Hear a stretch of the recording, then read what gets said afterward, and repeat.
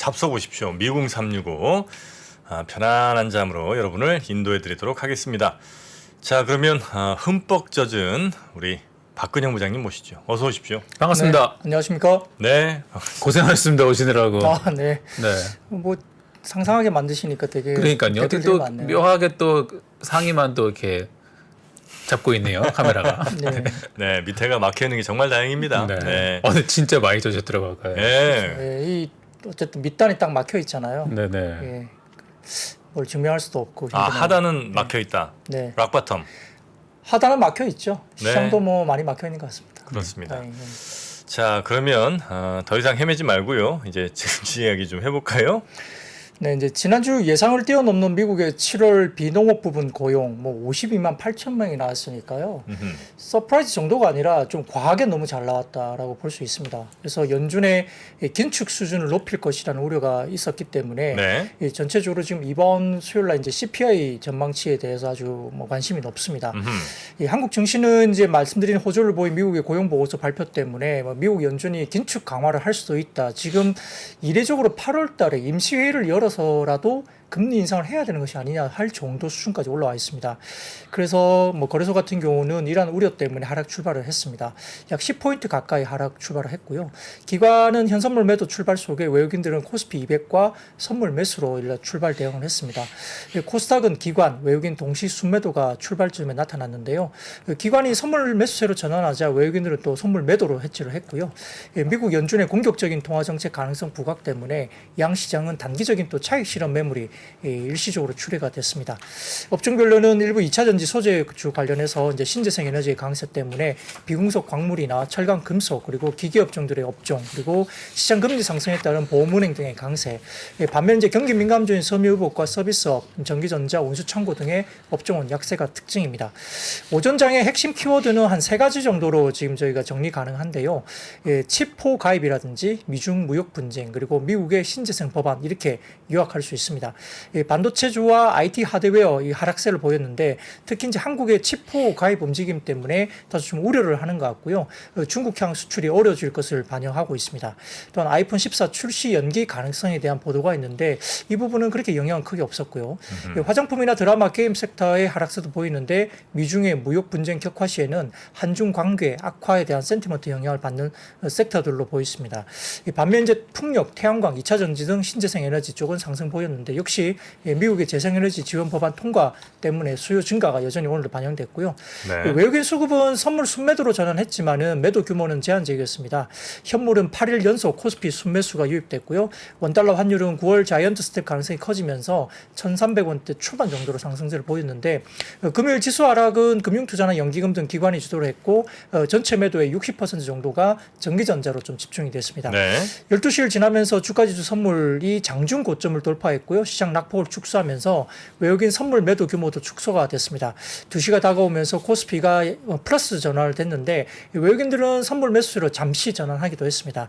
7월 중순 이후에 외국인이 코스피 순매수 금액이 전체적으로 4조 원대에 이르기 때문에 다소 조금은 계속적으로 외국인들이 지금 시장을 받쳐가면서 어떻게 보면 좀 꾸역꾸역 올라가는 모습도 계속 보인다는 점에서는 시장이 조정을 받지 않고 계속적으로 좀 버티는 모습을 볼 수 있습니다. 네. 커머더티는 이제 우리가 뭐 상품이라고 보통 이제 번역은 많이 하는데 이른바 그렇죠.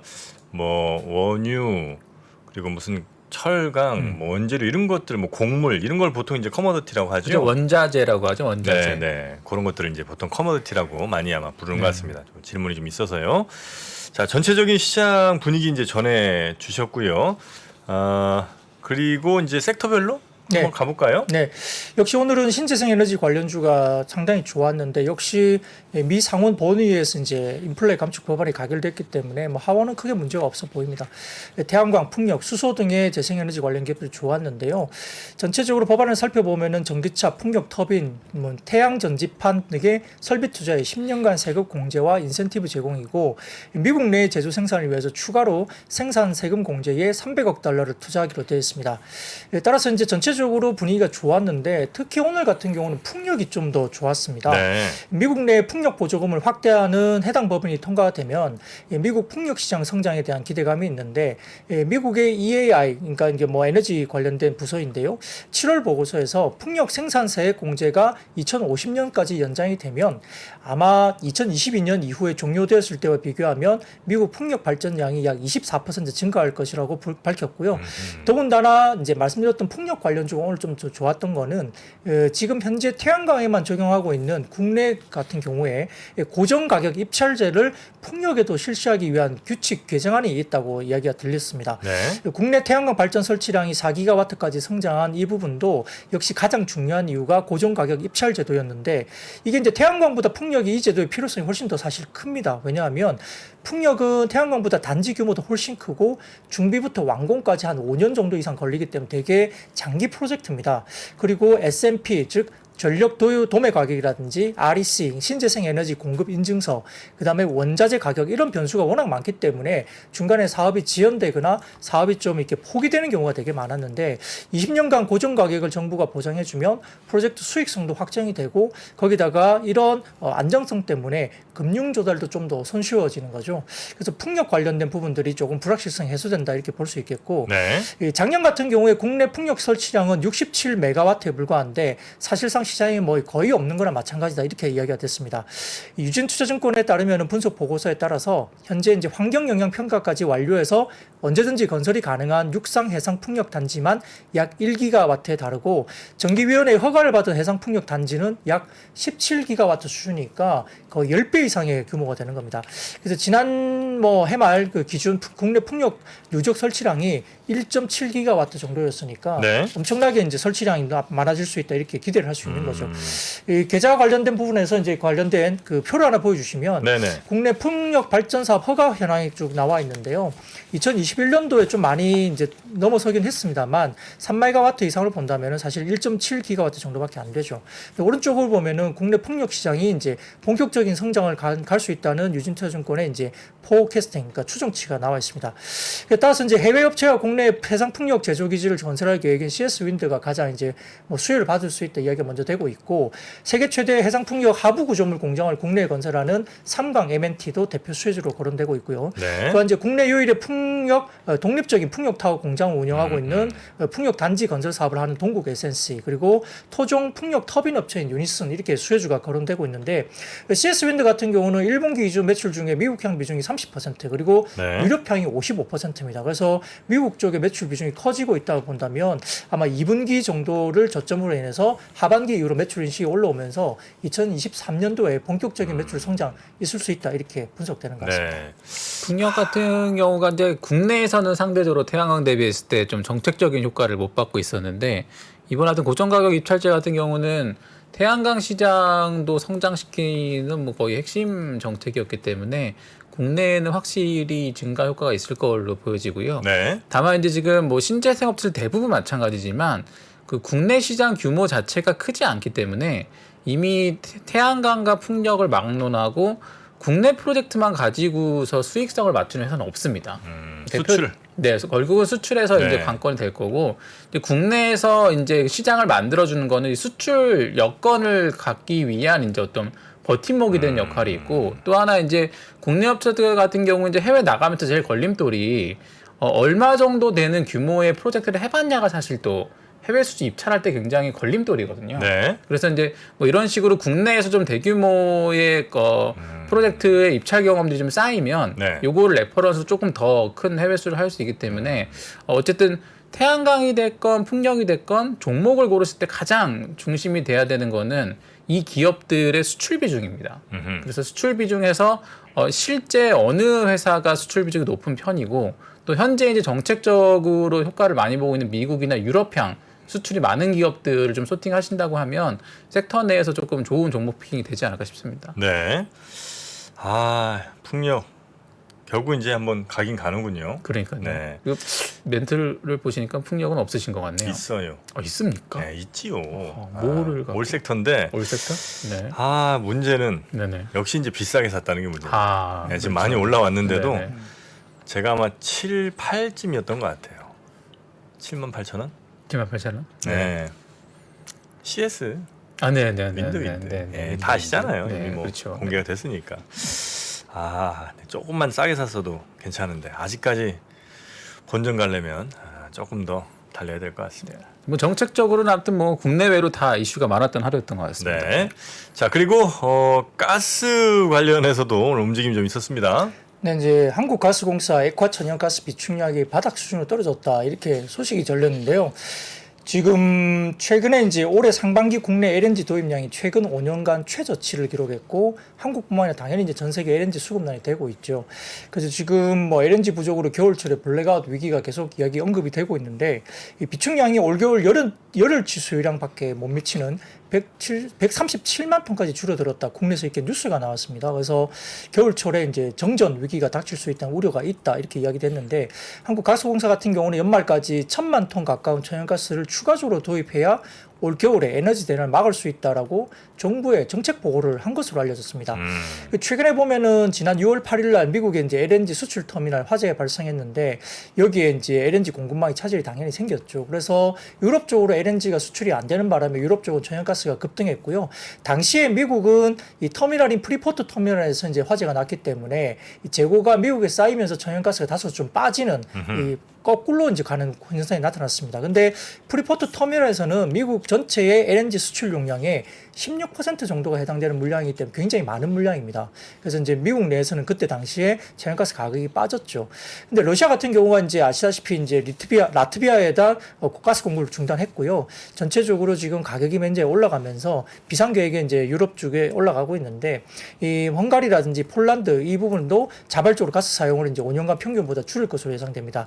다만 이제 러시아는 폴란드, 불가리아, 핀란드, 네덜란드, 덴마크 여기에 대한 가스 공급을 차단했기 때문에 전체적으로 유럽 쪽은 가스 대란이 계속적으로 날 수밖에 없습니다. 그래서 국내 같은 경우도 이 관련된 이슈가 불거지면서 대성에너지나 GSE, 경동도시가스, SH에너지화학, SK가스, 한국가스공사 이런 종목들이 움직였던 하루였습니다. 네. 자, 가스. LNG는 진짜 뭐 우리나라뿐만 아니라 지금 전 세계 모든 국가를 다 이제 구하려고 안달인 것 같아서 이게 좀 뭐 전반적으로 이따 커머디티 다르겠지만 좀 에너지 가격이 좀 안정화되고 있기는 한데 이게 과연 이 겨울로 가서 이 수요량을 가지고 현재 공급이 버틸 거냐. 그래서 약간 뭐 겨울로 갈수록 점점 뭐 가스는 계속 좀 쇼티지로 가지 않겠냐 이런 전망들이 좀 많은 것 같더라고요. 근데 이제 우리는 상대적으로 LNG에 대해서는 조금 넉넉한 편이라고 평가돼 왔었는데 오늘 보도가 상당히 좀 시장에서는 좀 이례적이고 좀 의외라고 받아들였던 것 같습니다. 네. 가스 가격 헨리 허브 지켜보겠습니다. 자 그리고 깨알 지식 헨리 허브 넘어가겠습니다. 아시잖아요. 미국이잖아요. 뭐 언제까지 다 받을 수는 없으니까요. 고맙습니다. 다음 섹터 들어보겠습니다. 네, 오늘 이례적으로 영화 헌트 관련주가 급등을 보였는데요. 8월 10일 개정 예정인 스파이물입니다. 이 헌트라는 영화는 좀 느낌이 예전에 알파치노와 로버트 드니로가 나왔던 히트라는 영화를 그렇죠. 그 도시 그 관련된 총격신이 아주 기대되는 뭐 그런 그 영화인데 제작비 200억에 손익분기점이 대략 한 400만 명 정도로 추정이 됩니다. 이정재 감독의 소위 말하는 입봉작으로 이제 유명한데 그 뭐 정우성, 이정재 뭐 두 사람이 이제 주연을 맡았죠. 제작사가 아티스트 스튜디오인데 이제 이정재, 정우성 배우의 소속사이고요. 버킷 스튜디오가 지분 15%를 보유하면서 오늘 장 급등세를 보였습니다. 배급사는 메가박스 중앙이기 때문에 컨텐츠리 중앙이 지분을 94% 갖고 있어서 이 컨텐츠리 중앙의 급등세도 나타났습니다. 앞서 이제 블록버스터로 좀 여러 가지 관심을 모았던 외계 플러스인이라든지 비상선언 이 부분들이 줄줄이 기대 이하의 평가를 받고 있고 저도 이제 외계인과 그 비상선언을 봤는데요. 보셨어요? 네. 무비박 아닙니까? 무비박. 네, 저는 뭐 영화를 가서 이제 실제 보고 뭐 비상선언은 쇼박스가 이제 제작을 했기 때문에 관심이 많아서 가봤는데 다소 이제 정말 금요일 밤에 봤는데요. 없어요, 사람이. 개봉관에도 없고 그게 이제 첫 주였거든요. 비상선언. 예. 그래서 쇼박스가 좀 쉽지 않겠구나.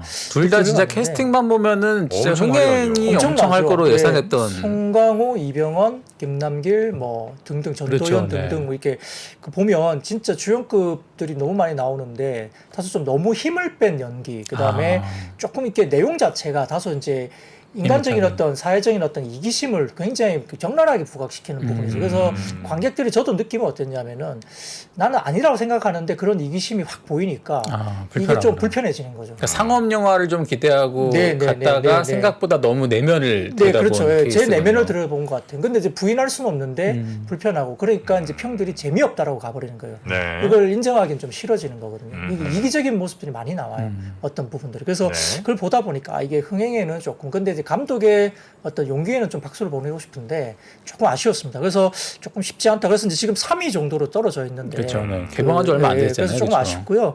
대신에 이제 한산이 이제 또 올라왔죠. 한산. 네. 한산이 지금 460만 원을 넘어가는데요. 한산 괜찮아요. 한산은 곡봉이 차오르고 그 평일 저녁에도 그 아이맥스 600명이 넘는 관을 그러니까. 꽉 찼습니다. 명량보다 재밌다는 평들이 그래서 많더라고요. 재밌다는 한산이? 평들이 많아요. 네네. 예, 그래서 명량이 1,700만이잖아요. 그렇죠. 네. 그거 따라가기는 좀 힘든데 그럼에도 1,000만 불구하고. 각은 좀 나올 수 있는 가능성이 1,000만까지는 있다. 갈 가능성이 좀 있다. 네.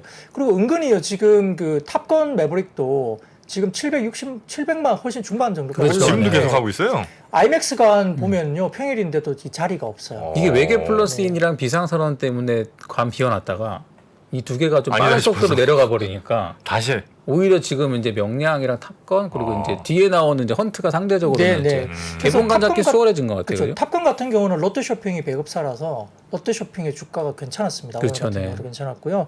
그래서 아까 말씀드렸던 뭐 컨텐츠리 중앙도 좋았는데 어쨌든 상대적으로 흥행 가능성이 높게 베팅되는 것 같은데 뭐 어쨌든 그런 부분에서 지금 컨텐츠리 중앙 같은 경우는 지난주 금요일인가요? CGV 실적에서 국내 극장이 2000년 1분기 이후로 처음으로 CGV가 흑자 전환했다고 발표를 했기 때문에 컨텐츠리 중앙이 이제 내일 발표될 실적에 대한 기대감이 선반영되고 있는 부분이라서 뭐 내일 좋게 나와도 아마 내일은 새로운 뉴스가 될 수도 있는 부분이 그렇죠. 분명히 네. 있습니다만 아무튼 오늘은 상당히 좋았습니다. 그리고 네. 극장이 흑자 전환한다는 거는 정말 그렇죠. 상상하기가 힘들었던 기념비적인 상황이죠. 사건이긴 하네요, 진짜. 네. 더군다나 이제 넷플릭스 오리지널 컨텐츠인 수리남이 9월 9일 공개가 확정됐는데 수리남. 예, 이게 윤종빈 감독의 하정우, 황정민 주연입니다. 그래서 상당히 기대감이 높고요. 뭐 이렇게 수리를 많이 하는 모양이죠. 뭐 내용은 저도 정확하게는 모르겠습니다. 근데 이제 하정우, 황정민 배우는 좀 믿고 보는 배우들이기 때문에 하정우. 그때 하정우 배우가 또 윤종빈 감독 거의 페르소나라고 페르소나죠. 불리는 배우지 네. 않습니까? 음. 황해부터 해서 뭐 과거에 그걸 했는데 하반기 기대작인 또 디즈니 플러스 드라마인 카지노라는 드라마도 있습니다. 이게 범죄도시의 강윤성 감독이 연출하고 무려 26년 만에 드라마로 복귀하는 최민식 배우라든지 최근에 가장 핫한 배우 손석구 배우까지 출연이기 때문에 이 하반기 카지노라는 이 드라마도 상당히 좀 기대를 갖고 있어서 컨텐츠 중앙에 드라마 관련된 기대감도 하반기 좀 있는 것 같고요. 아무튼 이제 KB증권에 따르면은 뭐 국내 컨텐츠 제작사 제작 편수가 2020년도, 21년도에 OTT에서는 연간 140편 수준이었는데 2022년 올해는 160편으로 늘어날 거다. 그래서 상대적인 어떤 OTT에 대한 협상 우위가 국내 컨텐츠사가 있고 제작비 회수 비율도 개선될 수 있다. 이 전망 보고서까지 냈는데요. 아무튼 조금 선반영된 부분이 분명히 있을 거예요. 내일 실적에 대한 부분들이. 그래서 오늘은 상당히 좀 많이 뽑아 올린 그런 하루로 볼 수 있습니다. 컨텐츠 관련해서 오늘 장중에 좀 저는 특이했던 게 그 쿠팡 OTT에서 이제 그 작품들 발주들을 하나 봐요. 쿠팡. 네, 그래서 지금 뭐 오늘 이제 상장업체 몇 군데가 이제 쿠팡한테서 좀 큰 규모의 작품 계약을 했다라는 좀 뉴스들이 나와서 여태까지는 이제 보통 OTT 계약하면은 다 해외에 있는 넷플릭스나 이제 뭐 이런 쪽 디즈니 이런 것만 했었는데 의외로 지금 하반기 때는 쿠팡이 상당히 좀 공격적인 예산을 가지고서 OTT를 좀 편성하는 것 같아서 뭐 그런 쪽에 좀 쿠팡과의 좀 향후 계약 관계 같은 경우도 좀 종종 심심치 않게 들릴 것 같다는 생각이 좀 네. 들었습니다. 쿠팡도 이 컨텐츠 쪽에 돈을 꽤 많이 쏟아붓는 것 같네요. 그렇죠, 네네. 아무래도 뭐 그죠? 커머스 쪽이 이제 성장은 하고 있지만 성장률에 대한 고민들이 있다 보니까 최근에 이제 좀 OTT 쪽으로 좀 공격적으로 네. 자금을 좀 집행하고 있는 것 같습니다. 쿠팡은 그러면 이 OTT 자체로도 뭔가 사업을 해보고 싶은 거야? 아니면 이 OTT를 토대로 그냥 쿠팡 손님들 많이 끌고 싶은 거예요? 지금 구조만 보면은 쿠팡 같은 경우가 이제 그 와우 클럽인가요? 그래서 월정액으로 이제 예전에 2,900원 하다가 네네. 지금 아마 4,900원으로 가격을 올리는 것 같은데 이제 그 클럽에 가입하면 이제 부가 서비스 형태로 OTT도 같이 주는 이런 형태거든요. 네. 또 어쨌든 쿠팡 입장에서는 고정 현금 흐름이 굉장히 중요한 상황이기 때문에 요즘 그 그냥 단순히 몰에서 앱에서 주문하는 사람 말고 구독 경제 모델로 꾸준하게 현금을 이제 꽂을 수 있는 멤버를 더 늘리고 싶은 것 딴 데 같아요. 안 갈 사람들. 네, 그거의 네. 이제 일환으로 이제 좀 그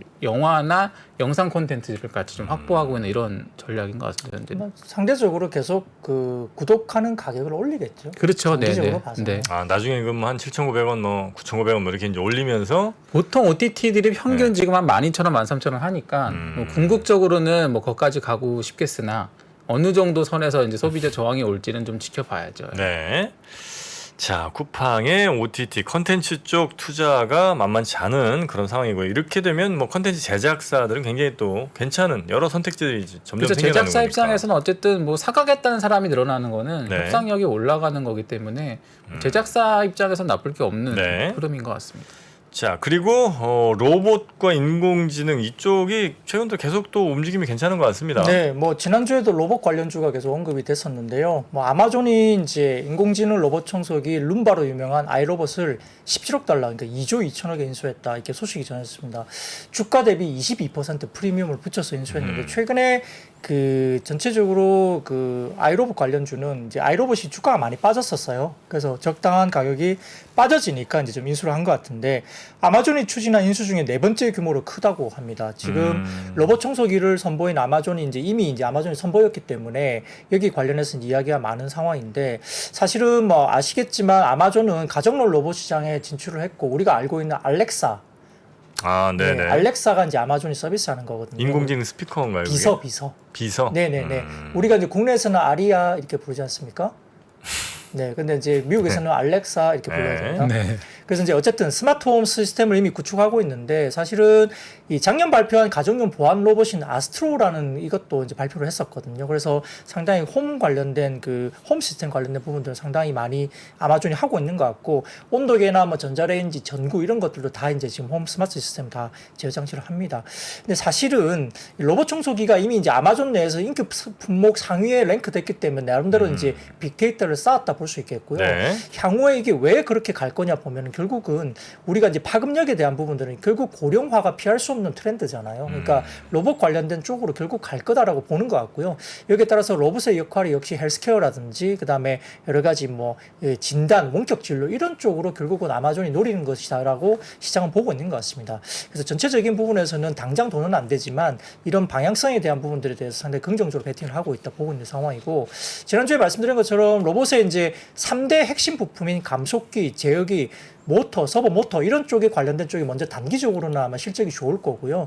그 다음에 중기적으로는 협동 로봇 쪽인데 이쪽은 경기 민감 섹터들이 많습니다. 예를 들어서 뭐 반도체라든지 자동차 이런 어떤 경기 민감 쪽이 이제 협동 로봇을 많이 쓸 거고 네. 그 다음으로서 이제 자율주행 기반의 로봇이 이제 최종적으로 장기적으로 가야 되는 부분인데 결국은 전체적으로 지금 감속기, 제어기, 서버 모터 쪽의 실적이 상당히 좋을 거로 봐서 시장에서는 지금 관련해서 SPG와 같은 이런 감속기 관련된 부품을 하는 회사들이 실제 밸류에이션도 나오고 실적도 좋아지는 게 보여서 단기적으로는 조금 탑픽으로 좀 꼽고 있는 모습인데 오늘 같은 경우는 아까 로봇 청소기를 인수하다 보니까 네. 로봇 청소기 관련된 종목들이 같이 좀 움직이는 그렇죠, 걸로 네. 볼 수 있습니다. 자, 그리고 치포 이 이슈로 또 반도체 관련해서도 계속해서 좀 이야기들이 나오는 것 같습니다. 네, 뭐 치포는 상당히 한국이 좀 불편한 상황에 놓여 있습니다. 미국과 중국에 좀 끼어 있다 볼 수 있는데 사진 하나 보여주시면 이게 보입니다. 지금 우리가 이제 한국에서 대중 반도체 수출 비중이 높은 상황인데 이게 2020년도까지 보이는 표거든요. 그래서 반도체 수출 금액이나 비중 같은 걸 보면은 지금 이제 실선으로 되어 있는 걸 보면은 지금 이 파란색으로 보는 실선이 이제 중국 홍콩 반도체 포함한다면 한 40%까지 올라와 있잖아요. 이게 2020년 기준이거든요. 그러니까 계속적으로 이제 지금 중국과 홍콩 쪽에 포함해서 반도체 수출 비중이 상당히 늘어나고 있습니다. 네. 근데 다음 그 사진을 보여주시면 이제 이게 좀 전에 보여드린 건 2020년도까지고요. 밑에 보시면 아래쪽에 보시면 한국의 반도체 수출 국가별 비중이 이렇게 나와 있는데 보면 중국이 41.1%로 아래쪽에 나와 있고 홍콩이 20.8%니까 합치면 60%가 넘습니다. 네. 그러니까 이제 중국과 홍콩 쪽에 이제 이렇게 수출을 많이 하고 있기 때문에 치포 동맹은 중국이 굉장히 좀 불편해하는 쪽인데 이 수출과 관련된 부분에 영향을 받지 않을까 이렇게 고민을 하는 거죠. 그래서 이런 부분들이 영향을 미치면서 반도체 관련 섹터뿐만 아니라 아이폰 14 관련된 뭐 조금 늦어질 수 있다. 왜냐하면 부품단에 대해서 이제 메이드 인 뭐 타이완 쓰지 마라. 그래서 뭐 메이드 인 뭐 차이나 이렇게 붙여라 이런 이야기들이 많이 나오고 있기 때문에 출시가 좀 늦어질 수 있는 거 아니냐 이렇게 말을 하고 있는데 고명치 애널리스트는 지금 이제 인도 쪽에서 생산되는 계파가 상당히 많기 때문에 크게 일정에 문제 없이 뭐 나올 것 같다 이야기가 되고 있어서 뭐 그 부분은 크게 영향을 미치기보다는 아무튼 반도체 관련된 이 치포 동맹 때문에 IT 전기전자 섹터가 좀 수급이 상당히 오늘 좋지 못했던 하루였습니다. 네. 반도체는 이제 너무 글로벌 정치적 영역에 낑겨서 참 이제 펀더멘탈만 갖고 분석하기가 너무 어려워지는 섹터라서 네. 진짜 좀 답답한 상황인 것 같습니다. 오늘도 보면은 주요 기업들 중에 이제 실적이 꽤 잘 나온 IT 기업들이 많은데 네. 전혀 지금 호재를 좀 반영하지 못하고 있어서 이게 좀 어쨌든 이 미중 간에 뭔가 좀 헤게모니가 좀 정리가 돼야 우리 입장에서도 뭔가 그 입장을 뭐 가질 수 있는 상황이라서 네. 좀 이래저래 좀 답답한 상황인 것 같습니다.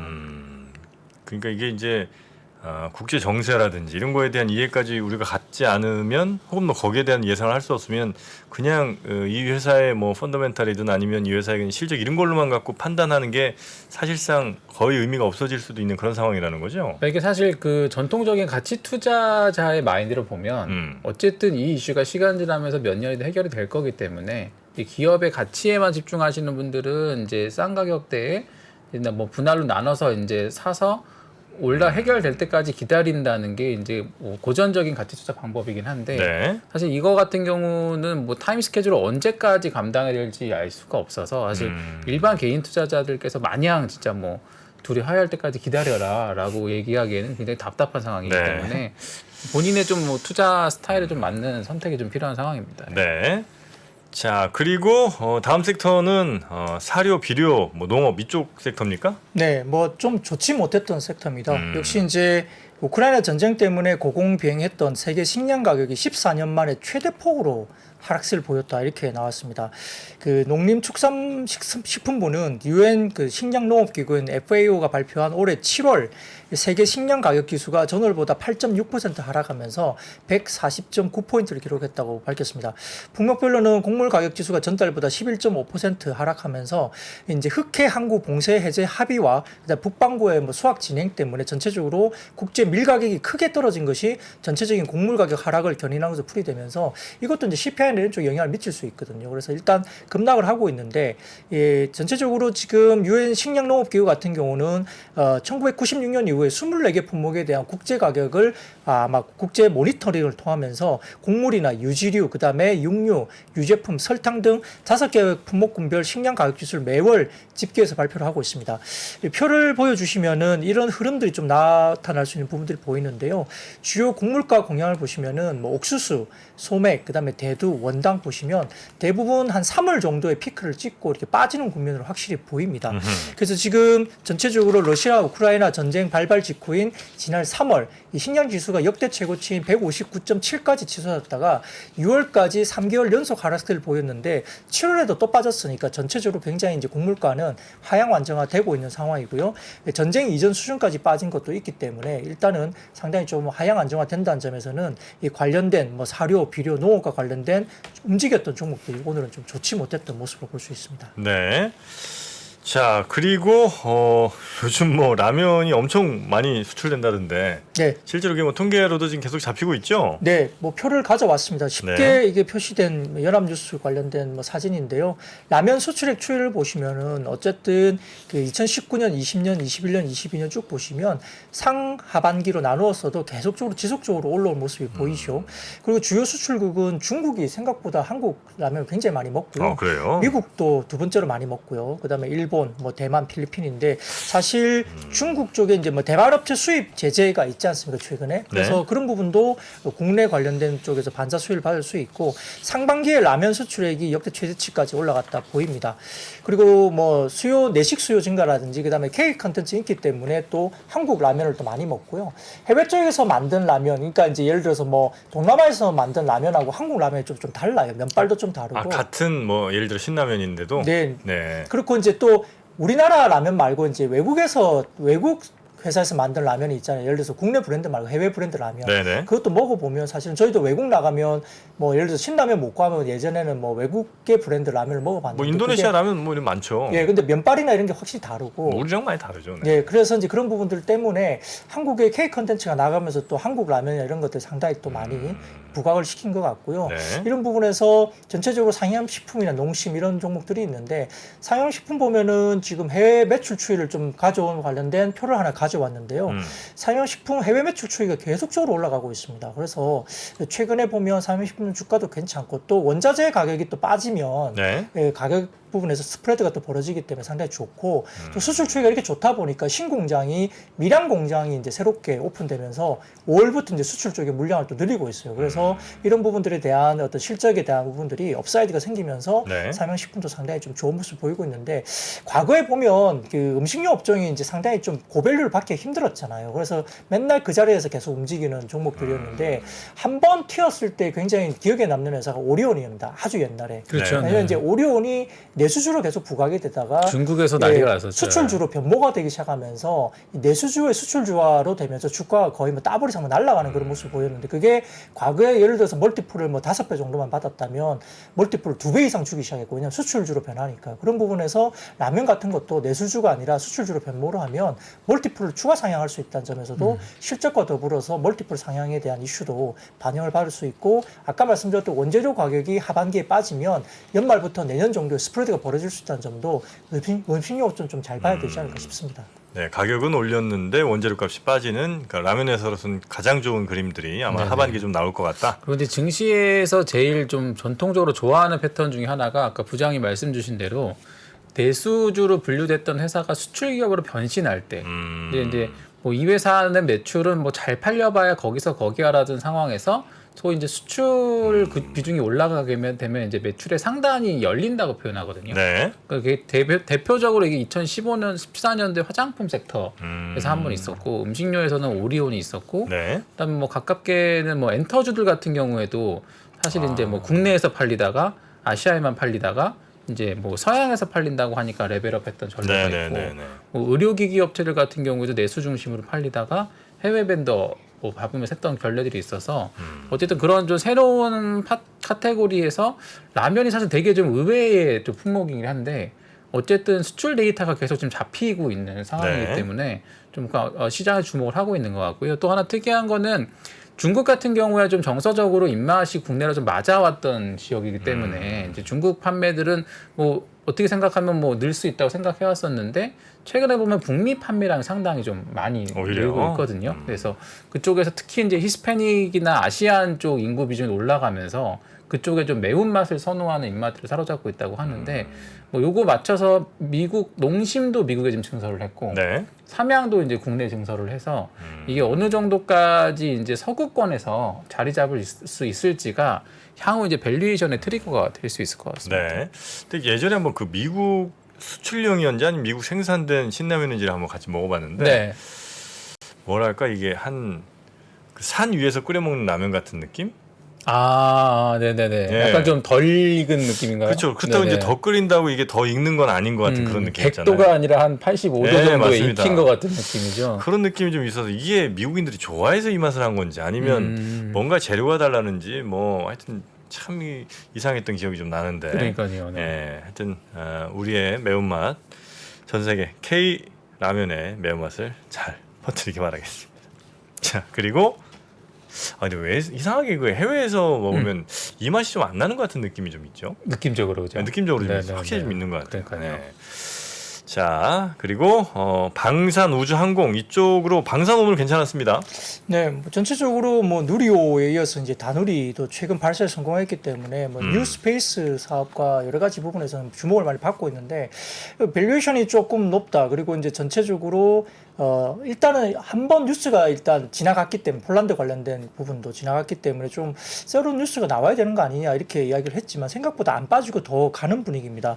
근데 그 이유가 향후에 이제 하반기에 호주의 차기 장갑차 사업이나 말레이시아 FA50 경공격기 그리고 노르웨이의 K2 전차들의 대규모 사업들이 또 수출 여부가 하반기에 결정이 됩니다. 그러니까 폴란드 관련된 부분들은 하나 지나갔고요. 추가적인 방산 기업들의 여러 가지 뭐 이 수출 관련된 연결 가능성이 상당히 지금 높게 점쳐지고 있는 부분 때문에 그 기대감을 반영하는 것 같고 일부 종목은 실적이 조금 아쉽게 나온 종목도 있지만 실적이 또 상당히 좋게 나온 그 방산 관련주도 꽤 있습니다. 그래서 이런 부분들이 대규모 수출로 연결되는 부분에서 과거에 제가 데이터를 가져왔는데 그때 당시에 국내가 방산 수출 관련해서 글로벌 10위 정도 규모였거든요. 근데 하반기에 이제 아까 말씀드렸던 호주, 말레이시아, 노르웨이 이렇게 추가적인 계약을 만약에 하게 되면 아마 방산 수출 세계 5위권까지도 진입이 가능할 정도의 규모라고 합니다. 그러니까 기대감이 아직 남아 있는 거죠.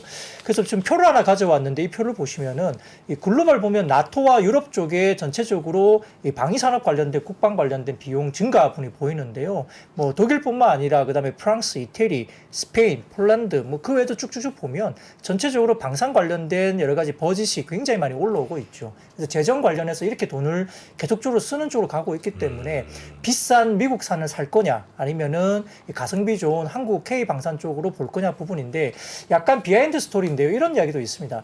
폴란드가 굉장히 좋은 독일 전차를 놔두고 한국 전차를 산 이유가 남북 지금 이렇게 대치 상태에 있음에도 불구하고 상당히 방어를 잘하고 있다는 그런 느낌을 받아서 K 방산 관련된 이 부분을 상당히 점수를 높게 줬다 이런 부분도 또 있더라고요. 그러니까 북한 쪽과 이게 교전이 이루어지지 않고 어쨌든 잘 버티고 있잖아요. 특별한 이벤트 없이 그런 부분들이 성능에 대한 어떤 신뢰감 좀 더 준다 뭐 이런 것도 있다고 합니다. 그래서 전체적으로 가성비 괜찮고 성능도 괜찮고 그러니까 한국 방산에 대한 추가적인 수출들도 열려 있다는 가능성 때문에 아직까지는 방산 쪽이 좀 더 살아있는 듯한 느낌입니다. 이게 전통적으로 보면은 이 한국 기업들이 가장 잘 만드는 카테고리들 보면 그러니까 성능은 선진국 A급 제품의 뭐 한 90%인데 가격은 선진국 A급 제품의 뭐 70% 수준. 그러니까 이제 아주 1등급까지는 아니지만 1등급과 유사한 품질의 제품을 1등급보다 훨씬 싼 가격에 만들었던 게 그 전통적으로 반도체부터 시작해서 중화학, 공업, 뭐 자동차, 뭐 최근에 바이오 시밀러까지 해서 어떻게 보면 한국이 가장 상당히 잘하던 이 형태의 업종들인데 요새 이제 방산에서 언급되고 있는 것들 보면 아까 부장님 말씀처럼 독일산보다 성능은 조금 떨어진다는 평가가 있지만 독일산보다 이제 훨씬 싼. 그러니까 독일산 탱크는 같은 예산으로 50대를 살 수 있는데 한국 탱크는 그 이상을 배치할 수 있으니까 이제 뭐 폴란드 입장에서는 충분히 검토해 볼 만하다 이런 평가들이 좀 있거든요. 그래서 그런 것들이 좀 한국한테 좀 기회가 되고 있는 것 같고 또 오늘 좀 재밌는 뉴스가 있었던 게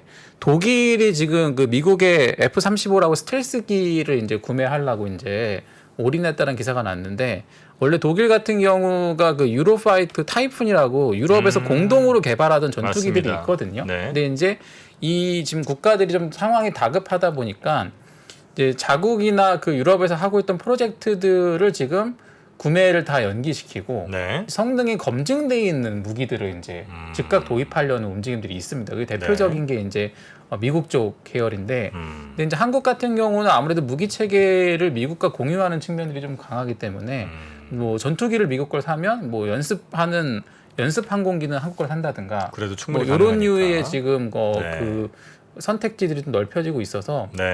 뭐 이래저래 지금 방산 쪽은 올해 하여튼 뭐 시장도 되게 좋았고 뭐 실적들도 계속 좋은 상황이라서 뭐 하반기에도 계속 기대감이 가는 섹터 중에 하나인 것 같습니다. 그 말씀하신 전투기 같은 경우에 우리의 경공격기랑 미군의 뭐 F 시리즈 거의 뭐 UI라고 그럴까요? 이게 버튼이라든지 이런 것들이 거의 유사하기 때문에 굉장히 훈련용으로 매우 좋고 전차를 독일에서 사지 않고 한국에서 사는 이유. 정프로가 좀 하나 첨언해도 되겠습니까? 그럼요. 주말에 또 들으셨잖아요.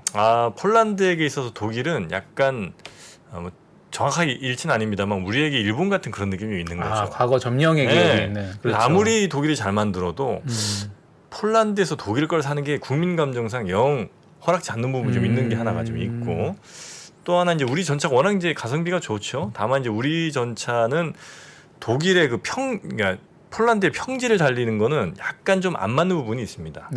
우리의 전차는 아무래도 산악 지형이나 이런 데도 최적화되어 있기 때문에 그래서 폴란드에서 다시 조금 더 보완해야 될 부분이 많습니다. 예를 들면 철판 두께를 조금 더 두껍게 간다든지 거기는 이제 주로 이제 평지를 달리기 때문에 그리고 이제 뭐 마력 같은 걸 조금 더 이제 높인다든지 뭐 등등의 이제 개조를 좀 해야 되는데 그런 기술 지원 같은 거에 있어서 우리나라가 매우 적극적으로 나갔고 거기다가 이제 K2 전차 다음 시즌인 K3 전차를 독일과 이제 동시에 같이 폴란드랑 같이 개발하기로 한 거 아니겠습니까? 그렇죠. 네. 거기에 대해서 폴란드가 굉장히 높은 점수를 줬다까지 정프로가 첨언 잠깐 드리겠습니다. 감사합니다. 오늘은 뭐 손댈 게 없네요. 야.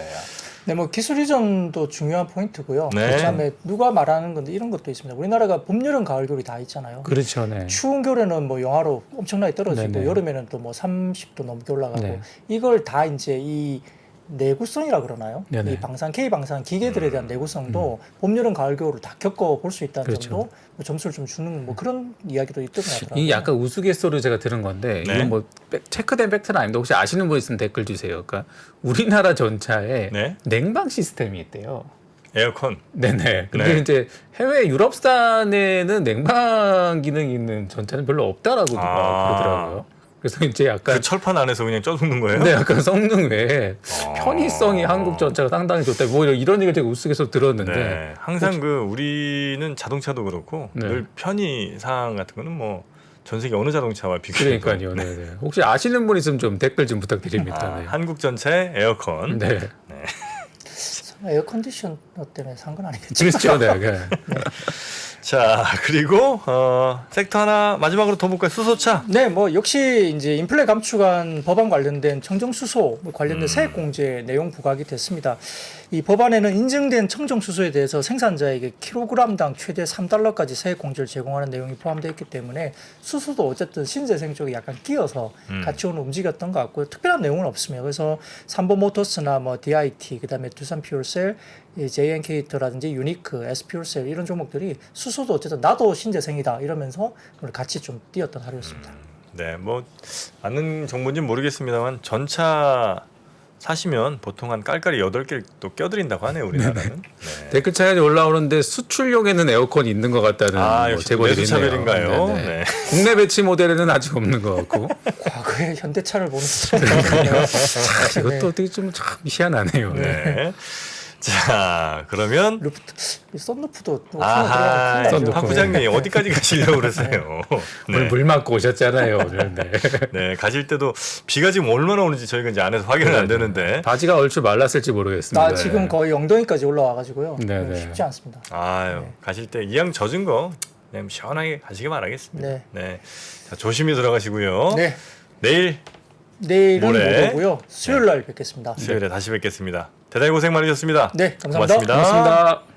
길을 잘 하시는 분들, 이미 그 길을 알고 있는 분들은 내비게이션 진짜 잘 써요. 쫙 펼쳐본 다음에 탁 한 다음에 여기 새로 도로 난데 이런 식으로 가지 않아요? 드디어 3프로TV에서 오건영 부부장의 경제 강의가 출시됐습니다. 가끔씩 택시 운전기사님들이 가려고 그쪽 가지 마시고 일로 가시라고 이렇게 하지 않아요? 네, 그게 저는 포인트라고 봅니다. 저는 저 같은 사람들을 그렇게 쓰셔야 된다고 봐요. 이 사람이 하고 있는 로직, 그리고 이 사람들이 앞에 일어나는 이슈들에 대해서 정리해 주는 거 있죠. 그래서 이런 걸 통해서 제시해 주는 뷰 같은 것들, 이런 시나리오들, 이런 것들을 좀 보시는 게 되게 중요해요. 전문가들을 쓰시는 가장 좋은 방법은요, 그 사람이 주고 있는 뷰에 대해서 한번 같이 종합적으로 보시는 게 되게 중요해요. 그 사람들은 그 길에 대해서 가본 적이 있는 사람들이에요. 3프로TV 경제대학 오건영의 경제를 보는 눈 신규 출시 기념 8월 31일까지 얼리버드 특가로 만나보시죠. 지금 바로 영상 아래 댓글을 확인하십시오.